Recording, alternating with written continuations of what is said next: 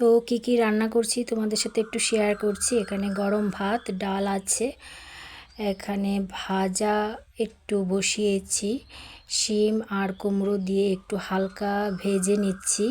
তো এটা শীতল দিয়ে রান্না করব। তো এই দেখো বন্ধুরা, এই যে শীতল, বাসমতি শীতল, সেটা দিয়ে রান্না করব।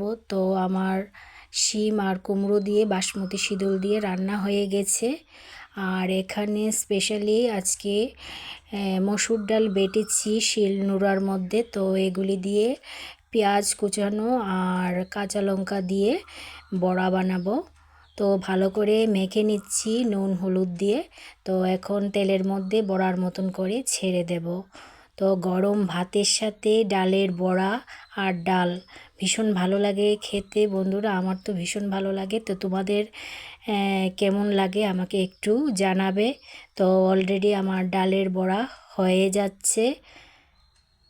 তো আমার এই ভিডিওটা তোমাদের কেমন লেগেছে জানাবে বন্ধুরা।